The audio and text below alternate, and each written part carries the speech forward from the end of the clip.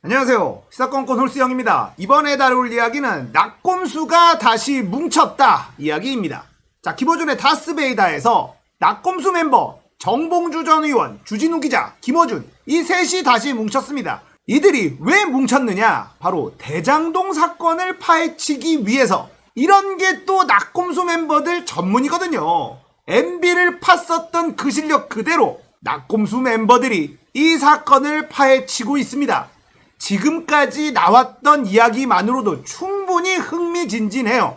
역시 낙곰수 멤버들이다 라는 생각이 들었습니다. 자, 이 낙곰수 멤버들이 했었던 이야기 복잡하거든요. 제가 쉽게 정리해 드리겠습니다.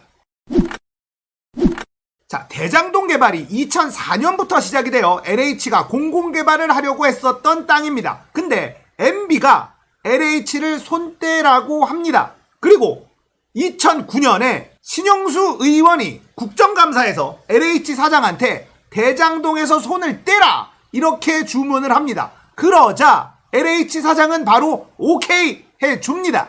이 당시에 LH 사장이 누구였냐면 현대건설 출신 MB의 부하 직원 출신이었습니다.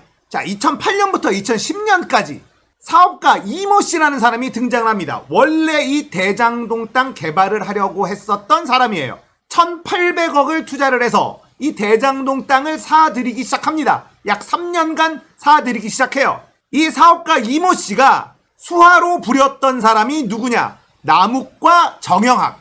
지금 대장동 사건에 등장하고 있는 남욱 변호사와 정영학 회계사는 맨 처음에는 몸통이 아니라 수족이었어요. 이 사업가 이모 씨가 1,800억을 투자를 해서 이 대장동 땅을 사들였는데, 그리고 남욱과 정영학을 시켜서 로비를 엄청나게 해놨는데 이제 개발만 들어가면 다 끝났는데 덜컥 이재명 성남시장이 당선이 돼버립니다. 여기서 한번 브레이크가 빡 걸려버려요.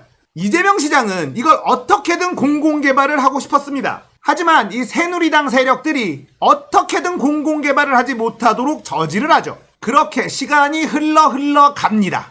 자, 그리고 이 대장동 개발에 분기점이 한번 생기게 되는데 이게 언제냐? 2014년입니다. 자, 이 분기점이 생기기 전까지 다시 한번 설명드리자면 MB와 그의 세력들이 대장동을 민간 개발을 하려고 작업을 엄청나게 하고 있었다. 그리고 실질적인 사업자인 이모 씨가 존재하고 있었다. 그 이모 씨가 부리던 수하가 남욱 변호사와 정영학이었다. 이들은 성남시 의회와 국회의원들 로비를 엄청나게 해놔서 민간 개발을 끝내도록 작업을 다 해놓은 상태였다. 그런데 2010년 성남시에 이재명이 시장으로 당선이 되면서 갑자기 브레이크가 걸려버렸다. 여기까지가 대장동의 일부입니다. 자, 이재명 시장은 공공개발을 하려고 했으나 새누리당 세력 때문에 방해를 받았다 말씀을 드렸죠. 그렇게 시간이 흘러가다가 대통령이 바뀝니다. 2013년 박근혜 대통령 당선이 돼요. MB가 벌렸던 사업인데 MB 정권 내에 시작을 못한 겁니다. 자, 2014년이 되고 이 대장동 개발은 분위기가 완전히 바뀌어버립니다. 어떻게 바뀌느냐? 2014년 수원지검이 이 대장동 개발을 조사하기 시작합니다. 그리고는 각종 냈었던 게 밝혀지고 엄청나게 많은 사람들이 구속이 됩니다. 이때 원래 대장동 사업의 주인이었던 이모 씨도 잡혀갑니다. 그리고 남욱, 정영학도 잡혀갑니다. 국회의원, 친인척, 성남시 의회 다 잡혀갑니다. 하지만 여기에서 남욱과 정영학은 다시 살아남습니다. 어떻게 살아남았느냐? 검찰이, 수원지검이 남욱과 정영학을 정치자금법이라든지 이런 것으로 기소를 하지 않고 변호사법 위반으로 기소를 했어요. 그래서 남욱과 정영학은 무죄로 풀려납니다. 그리고는 지금 대장동 사업에 몸통으로 지목받고 있다. 이야기가 이렇게 흘러간 거예요. 자, 낙곰수 멤버들은 어떤 의심을 하고 있느냐? 2014년에 대장동 2기에서 검찰이 이 사업을 청소를 한번 해준 것 아닌가라는 의심을 하고 있습니다. 너무 많은 사람들이 개입돼 있는 사업이 돼버렸어요. 그래서 개발을 한다 하더라도 이익을 너무 많은 사람들에게 나눠줘야 될 수도 있다. 그렇다면 큰 손이 들어올 수 있게 한번 깨끗하게 청소를 해주는 게 필요하다. 그걸 수원지검이 해준 건 아닐까? 이런 의심이에요. 정봉주 전 의원은 이렇게 얘기합니다. 수원지검을 움직일 만한 거대한 보이지 않는 손이 뒤에 존재하고 있었던 것은 아닐까? 이런 의심을 해요. 자, 이런 의심이 꽤나 합리적일 수 있는 게 뭐냐면 남욱이나 정영욱이 이렇게 큰 사업의 몸통이 될 수가 없다는 겁니다. 남욱과 정영학은 대장동 1기 때부터 사업가 이모 씨와 함께 이 작업을 했었던 사람이기 때문에 대장동 사업에 대해서 누구보다 잘 알고 있는 사람들이긴 하죠. 그러니까 낙검수 멤버들의 의심에 의한다면 검찰이 기존 사업가를 싹 밀어내고 새로운 누군가가 들어오게끔 청소를 해놓고 일은 해야 되니까 남욱과 정영학은 살려둔 것이다. 이런 의심입니다. 자, 여러분들 듣기에 어떠신가요? 이야기가 자연스럽게 흘러갑니다. 그리고 지금도 화천대유를 파보면 검사 출신들이 엄청나게 많습니다.